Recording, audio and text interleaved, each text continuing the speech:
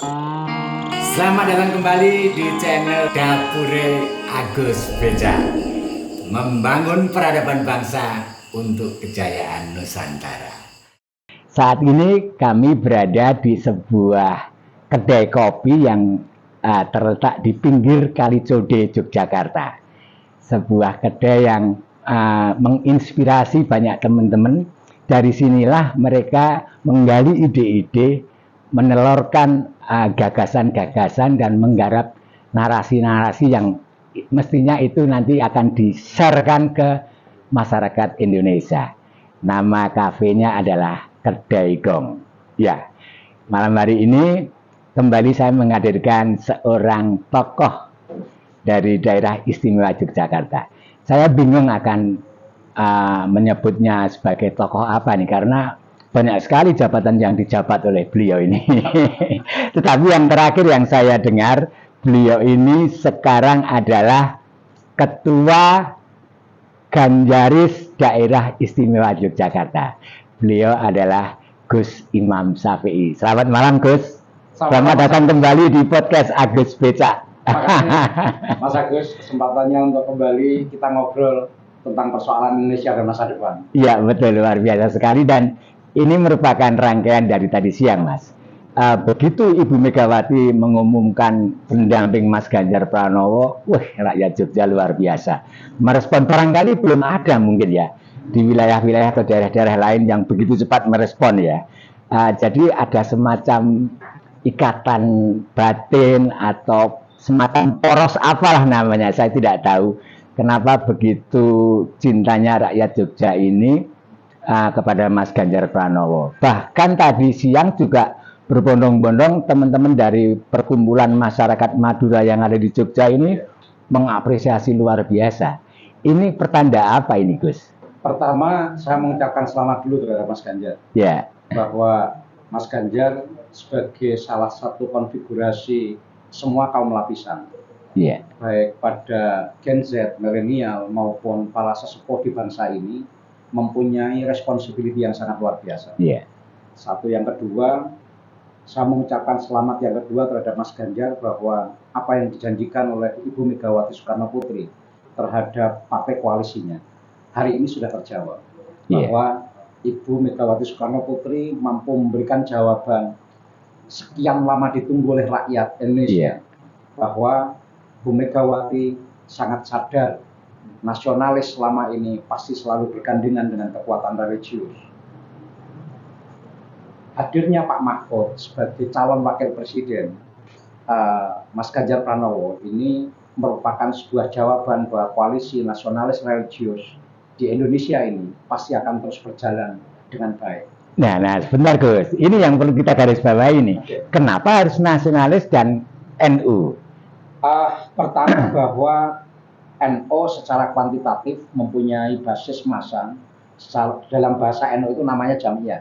Jamiah. Ya, yeah. Jamiah NU ini cukup besar, Mas, di Indonesia, ratusan juta. Artinya irisan-irisan NU ini pasti akan diperebutkan oleh banyak kalangan. Siapapun calon presiden maupun calon wakil presiden itu pasti melirik kekuatan Jamiah NU. Ini yang pertama.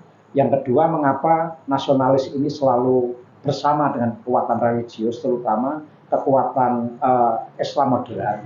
Itu pertama jawabannya adalah selama ini yang biasa diajak berelaborasi dengan kaum nasionalis untuk mengkampanyekan keberagaman, menjaga negara kesatuan Republik Indonesia, tetap teguh memegang Pancasila sebagai dasar negara, secara ideologis adalah kekuatan Jamiah Nahdlatul Ulama. Oleh karena itu, saya melihat Pak Mahfud yang merupakan representasi Jamiah Nahdlatul Ulama, beliau seorang santri, seorang intelektual, seorang pakar hukum tata negara, beliau sebagai seorang yang alim alamah di dalam bidang keagamaan, maka wajar ketika Bu Megawati mengambil Pak Mahfud sebagai calon wakil presidennya Mas Ganjar Pranowo. Sekali lagi, Mas Agus, saya mengucapkan selamat terhadap Mas Ganjar dan Pak Mahfud bahwa responsibility masyarakat Yogyakarta ini harus menjadi catatan, Mas Agus. Catatan pertama bahwa Mas Ganjar itu investasinya secara politik terhadap masyarakat Yogyakarta cukup besar. Salah satunya adalah ketika beliau menjabat di salah satu komisi. Komisi 2 kalau tidak salah ya. Di Komisi 2 waktu Komisi 2 ya. Beliau adalah salah satu orang yang memperjuangkan tentang undang-undang keistimewaan secara elegan dan kuat. Betul. Dan dua-duanya antara Mas Ganjar dan Pak Mahfud ini juga tanda kutip alumni Jogja ya. Paham betul dengan orang Jogja dan punya ikatan batin yang luar biasa terhadap Jogja. Jogja itu mempunyai ikatan batin yang sangat luar biasa. Salah satunya Pak Mahfud itu adalah beliau salah satu anggota Paranporo Daerah Istimewa Yogyakarta. Artinya bahwa ikatan emosional masyarakat Yogyakarta terhadap Pak Mahfud itu ditunjukkan tadi siang. Jam 3 sore tadi merupakan salah satu momentum yang luar biasa yang digagas oleh anak-anak muda, aktivis-aktivis Jogja, mampu untuk merangkai sebuah acara dengan deklarasi Gama untuk Republik Indonesia itu.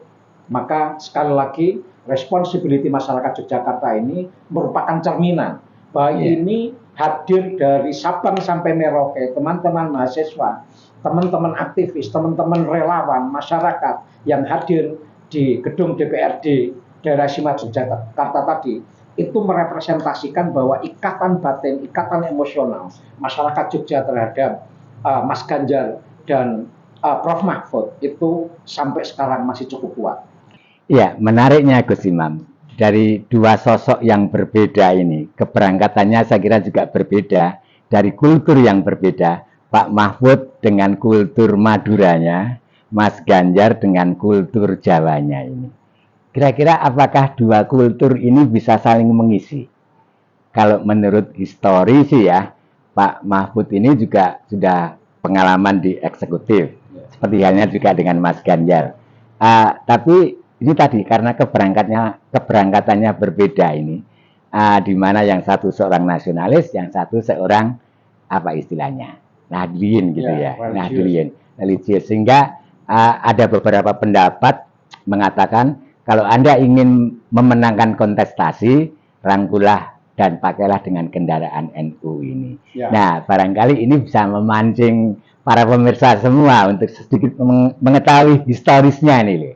Gini, Mas, Pak Mahfud ini dari sekian calon wakil presiden yang dinominasikan oleh partai koalisi, PDIP dan partai koalisinya, itu orang yang paling paripurna menurut saya.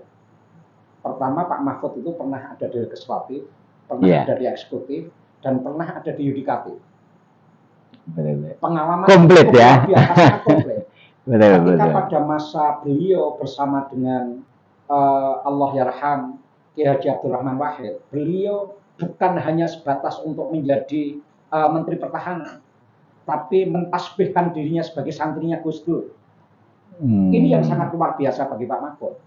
Maka Pak Mahfud pada waktu itu sangat memahami apa yang menjadi keinginan Gus Dur. Karena apa? Ini komunikasinya bukan hanya presiden dengan menteri, komunikasinya adalah santri dengan kiainya. Inilah yang menjadikan kekayaan pemikiran-pemikiran Pak Mahfud yang sangat luar biasa itu, salah satunya adalah diterpa oleh Gus Dur walaupun dalam jangka waktu yang cukup singkat. Betul. Menurut saya Pak Mahfud dari sekian yang dinominatorkan, tadi yang saya sampaikan, Pak Mahfud adalah calon wakil presiden yang paling paripurna. Kemampuan, kapasitas beliau sangat luar biasa di bidang hukum. Bagaimana ketika pengalaman beliau di yudikatif? Waktu di Mahkamah Konstitusi tidak pernah terjadi hiruk-pikuk yang sangat luar biasa sebagaimana yang terjadi hari-hari kemarin. Pak Mahfud cukup berpegang teguh terhadap landasan-landasan Negara Kesatuan Republik Indonesia dan Pancasila. Itulah undang-undang dasar yang selalu dipegang di dalam rangka memutuskan banyak keputusan-keputusan di Mahkamah Konstitusi. Jadi beliau ini benar-benar memahami substansi dari trias politika. Ya. Yang ketiga, ketika beliau di legislatif, Pak Mahfud ini salah satu anggota dewan di PKB yang waktu itu masih ketika di PKB sangat kritis. Bagaimana pencermatan tentang persoalan legislasi, budgeting, dan lain sebagainya, itu masyarakat Indonesia tinggal membuka memorial mereka. Artinya kalau bahasanya anak Gen Z sekarang, jejak digitalnya masih cukup bisa dilihat. Dan Mantan Pak kita Mahfud ingat MD. betul bagaimana Gus Dur dengan loyalnya menjadi barikadenya Gus Dur ya. Nah, Mahfud, itulah salah Mahfud. satunya. Ya. Saya makanya sekali lagi mengucapkan terima kasih terhadap PDI Perjuangan dan partai koalisinya memilih dan menentukan Pak Mahfud MD sebagai calon wakil presidennya Mas Ganjar. Ini adalah kelengkapan yang sangat luar biasa. Mohon maaf, bagi saya secara pribadi, orang yang tidak milih Pak Mahfud dan Mas Ganjar dan Pak Mahfud, pasti akan melakukan kekecewaan yang cukup panjang nantinya. Minimal 5 tahun ke depan. Betul. Bahkan kita pernah melihat dulu ya bahwa Pak Mahfud juga sempat menjadi Menteri Pertahanan di zaman Gus Dur ya. Luar biasa sekali ya bagaimana pertahanan itu juga bisa juga dijabat orang sipil. Saya melihat ini merupakan kelanjutan gerakan pasca reformasi yang diimplementasikan oleh Gus Dur. Salah satunya adalah mengambil Profesor Mahfud untuk menjadi Menteri Pertahanan. Betul. Pak Mahfud itu sampai menyampaikan, saya itu baris berbaris saja tidak sefasih anak-anak paskibraka. Kenapa saya harus jadikan Menteri Pertahanan? Apa yang dijawab Gus Dur? Jangankan, saya itu belum pernah jadi presiden aja bisa jadi presiden kok. Itu aja kok. Kata Gus Dur. Makanya saya sangat mengapresiasi gagasan-gagasan tentang poros maritim, pertahanan semesta yang disampaikan oleh Pak Mahfud itu menunjukkan seorang negarawan yang cukup luar biasa bagaimana menjaga teritori bangsa ini. Dan Menteri Pertahanan di zaman Gus Dur yang dijabat oleh Pak Mahfud tadi, dulu waktu itu kayaknya tidak pernah ada kegaduhan ya Gus ya. Kegaduhan di Menteri Pertahanan. Pak Mahfud itu konfidensinya menurut saya bisa, kalau bahasa Polri itu bisa presisi antara intelektual dengan implementasi gerakannya. Kebijakan-kebijakan Pak Mahfud itu bisa dirasakan. Sampai sekarang ketika diminta oleh Pak Jokowi menjadi pembantunya Pak Jokowi, menjadi menteri. Coba sekarang keberanian menyampaikan sesuatu yang baik itu baik, yang salah itu salah. Saya belum melihat sekuat Pak Mahfud dalam penegakan hukum. Jadi ini udah klop ya, yang satu punya tugas berat penegakan hukum, yang satu memimpin negeri ini dengan segala macam problematikanya ya. Komplit ini rupanya. Banyak sebenarnya pertanggungjawaban yang harus dilanjutkan oleh Mas Ganjar dari apa yang sudah dilakukan oleh Pak Jokowi. Geopolitik internasional kita, sikap-sikap politik kita. Saya melihat contoh seumpamanya kayak kemarin yang dilakukan oleh bangsa ini. Sikapnya semacam apa? Contoh seumpamanya perang Rusia-Ukraina, perang Palestina-Israel. Saya belum melihat sikap yang menunjukkan sebagai anggota G20 menurut saya. Kalau memang kita sebagai anggota G20 seharusnya mampu untuk melakukan intervensi, tekanan politik yang luar biasa, apalagi kita mempunyai prinsip tentang hubungan internasional kita adalah non-blok. Malah kemarin terjadi blunder kalau nggak salah ya Gus ya. Jadi mengajukan proposal perdamaian sebetulnya itu sudah diajukan terlebih dahulu oleh pemerintah RI ya. Itulah yang jadi problem karena bicara tentang persoalan geopolitik pertahanan internasional itu pasti akan bicara memahami tentang kekuatan teritori. Kalau teritori saja, mohon maaf itu tidak memahami secara utuh, tiba-tiba mengajukan proposal tentang persoalan perdamaian dunia, ya jadi pertanyaan besar bagi kita. Maka saya melihat Mahfud MD akan menjadi jawaban, Ganjar Pranowo akan menjadi jawaban tentang kelanjutan beberapa program yang dilakukan oleh Jokowi yang sampai sekarang ini belum terselesaikan. Wah ini kalau saya sama Gus Imam ini bicara masalah pertahanan bisa belajar sampai kemana-mana. Tapi kita kembalikan ke relnya Gus. Bahwa pertama yang harus kita pahami dengan histori masing-masing. Betul, ya. Ini merupakan sebuah kekuatan luar biasa. Saya melihat di dua orang ini punya spirit Majapahit yang cukup kuat. Betul. Mas Ganjar yang katanya banyak orang mengatakan akhir-akhir ini beliau adalah keturunan Majapahit. Ini harus kita pahami bahwa spirit Majapahit bicara tentang persoalan globalisme itu cukup luar biasa. Betul, betul. Itu bukan hanya sebatas bicara tentang persoalan, mohon maaf, pangan, bukan hanya sekedar bicara tentang persoalan teknologi, tapi bicara tentang persoalan geopolitik. Penusantaraannya Majapahit itu sangat luar biasa. Ya, bahkan kalau kita mampu memanagenya dengan baik, tidak menutup kemungkinan bahwa Indonesia ini akan menjadi poros maritim dunia, Gus ya. Ini Mas saya yang sangat menarik. Orang selalu berbicara tentang persoalan poros maritim dunia itu hanya sebatas bicara pertahanan. Padahal di situ adalah ruang interaksi internasional yang sangat luar biasa. Betul, betul. Pada sisi perdagangan, pada sisi ketahanan pangan dunia, ini berada dalam poros maritim. Sekarang orang belum memanfaatkan secara besar tentang sumber daya laut kita. Betul. Siapa sekarang yang coba berbicara tentang persoalan sumber daya laut kecuali Ganjar?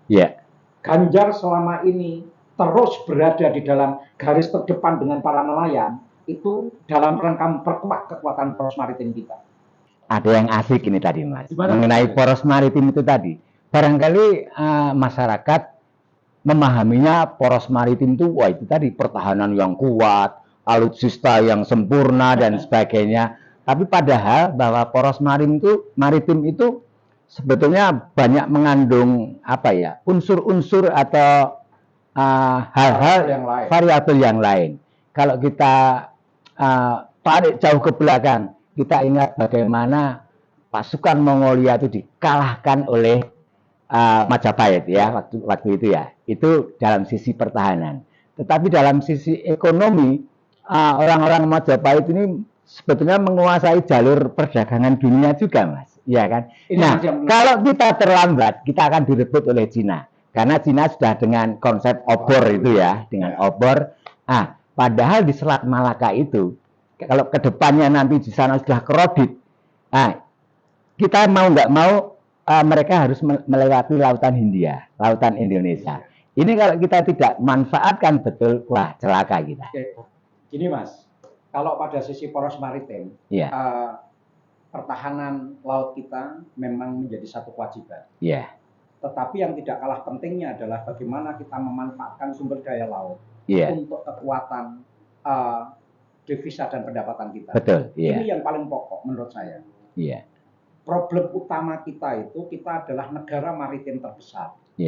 Tetapi gaya, style kehidupan masyarakatnya itu, apalagi anak-anak milenial kita, gayanya sangat agraris, Mas. Dan nelayannya nelayan miskin ya. Nelayan miskin. Ini jadi problem. Jawaban-jawaban yang selama ini dilakukan Mas Ganjar di Jawa Tengah tentang bagaimana melakukan konsep pembaharuan mindset, cara berpikir tentang nelayan, itu yang seharusnya diadopsi secara nasional. Betul.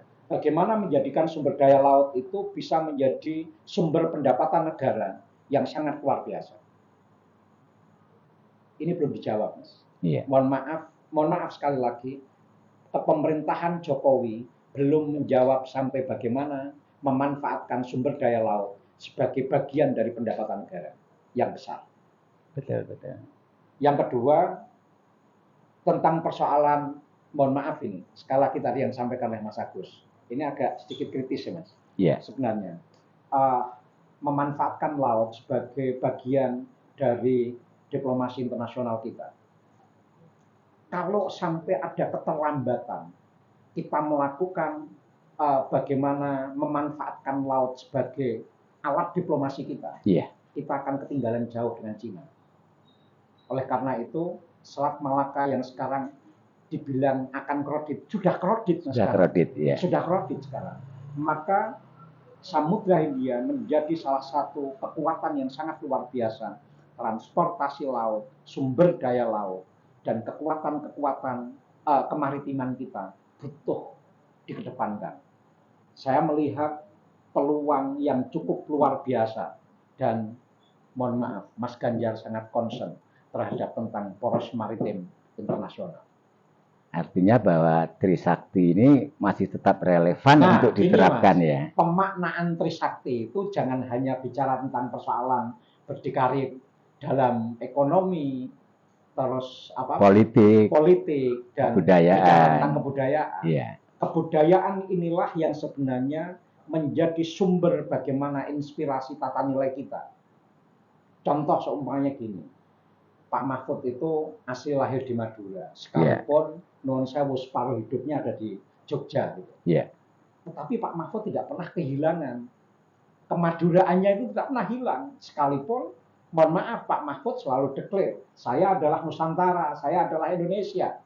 Sekalipun saya lahir di Madura, tetapi keindonesiaan Pak Mahfud itu bisa dibuktikan dengan kebijakan-kebijakan ketika Pak Mahfud menjabat sebagai menteri, menjabat sebagai eksekutif, menjabat sebagai legislatif, dan yudikatif.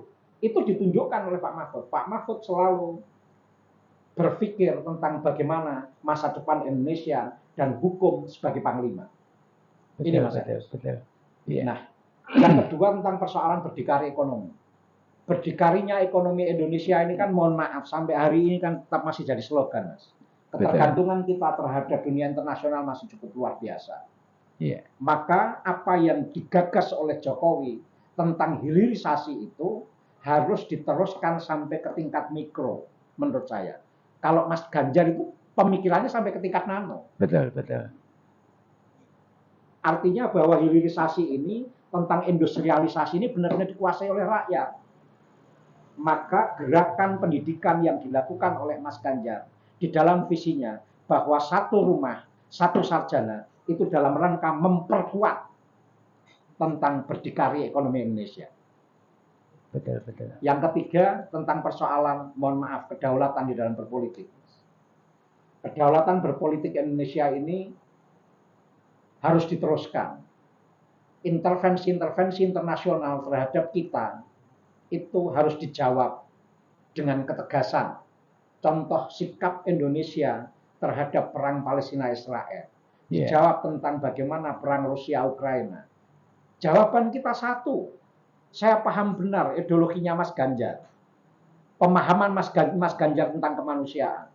Berpegang teguh pada nilai-nilai kemanusiaan itulah yang harus menjadi starting point Indonesia menjadi alat diplomasi internasional. Salah satunya adalah bagaimana Indonesia mampu menjaga keberagaman ini dalam sekian ratus tahun. Kalau bangsa-bangsa lain, satu bangsa pecah jadi sekian negara, Indonesia dari sekian bangsa mampu dipersatukan dalam negara kesatuan Republik Indonesia. Ini harus menjadi alat diplomasi kita di mata dunia internasional, Mas Adi. Dan narasi itu tetap masih harus selalu ini ya. Harus kita sampaikan terhadap generasi kita. Harus diulang-ulang. Ketegasan seorang pemimpin itu bisa kita lihat dari sikap politiknya. Dan nampaknya apa yang dilakukan Ganjar ini adalah sikap-sikap politik yang memang harus selalu dinarasikan dan ditekankan kepada rakyat Indonesia ini. Nampaknya spirit ini terinspirasi oleh, kalau kita masih ingat bagaimana konferensi Asia Afrika ya. 55 itu. Ya, tahun 55 itu. Menjadi semacam the new emerging force. Bagaimana ini meletakkan kita ini menjadi sebuah negara yang berdaulat. Nampaknya itu dua sosok ini yang nantinya akan mampu meletakkan dasar-dasar apa yang sudah diinisiasi oleh Bung Karno ketika konferensi Asia Afrika itu kayaknya, Mas ya. Mas Ganjar itu sebenarnya sudah menunjukkan konsistensinya, Mas. Iya. Konsistensi Mas Ganjar pertama ketika orang dianggap bahwa Mas Ganjar salah satu yang punya peran untuk menggagalkan Piala Dunia U20 di Indonesia. Tempo hari itu ya. Belum lama ini ya. Belum lama. Dan itu menjadi menjadi isu yang sangat luar biasa. Tetapi bagi saya sebagai generasi yang seadik Mas Ganjar, saya memahami benar bahwa Mas Ganjar ini mencoba untuk terus mengawal apa yang menjadi amanat Bung Karno di dalam konferensi Asia Afrika itu. Iya. Konsistensi inilah, Mas, yang akhirnya menjadi pilihan bagi saya. Saya memilih Mas Ganjar bukan karena rambutnya putih, bukan karena orangnya ganteng, enggak. Tetapi karena gagasan dan pemikiran, juga konsistensi di dalam berjuang, baik dia ada di eksekutif maupun legislatif. Itu cukup tampak. Salah satunya adalah kemarin ketika menolak terhadap klub negara Israel yang mohon maaf masih selalu melakukan pelanggaran-pelanggaran kemanusiaan. terhadap Palestina itu menjadi satu sikap yang sangat elegan bagi saya. Maka sikap politik luar negeri yang dilakukan oleh Mas Ganjar ini menginspirasi terhadap kita agar bagaimana ke depan bahwa tentang persoalan pemahaman beliau berdua, pengalaman beliau berdua terhadap trias politika itu mampu diimplementasikan di dalam hubungan internasional beliau. Inilah mengapa saya harus menentukan sikap. Begitu declare, ya sudah, berarti saya harus mendukung Mas Ganjar. Dan itu sudah saya sampaikan pada podcast sebelum ini. Betul, ya. Dan ini mengingatkan kita ketika bagaimana Bung Karno keluar dari PBB, bagaimana Bung Karno menyelenggarakan pesta olahraga sendiri ya, dengan Ganevo kalau tidak salah ya. Itu sebagai jawaban atau tantangan terhadap Olimpiade kalau nggak salah waktu itu. Sehingga Bung Karno dengan beraninya mengadakan pesta olahraga sendiri yang sifatnya juga internasional. Luar biasa sekali. Saya tidak menutup kemungkinan, Mas, ketika sikap-sikap politik internasional yang dilakukan oleh negara-negara adidaya itu selalu berpihak subjektif terhadap kekuatan-kekuatan yang anti kemanusiaan. Maka tidak menutup kemungkinan sikap politik Mas Ganjar itu sangat tegas, apalagi sudah menyangkut tentang kedaulatan bangsa. Saya melihat karakter yang sangat luar biasa di diri Ganjar Pranowo. Satu. Yang kedua, pasti akan terus berelaborasi, baik pada sisi domestik maupun internasional, menjadikan hukum sebagai panglima. Dan itu ada di tangan Mahfud MD. Artinya ini koalisi yang sangat luar biasa.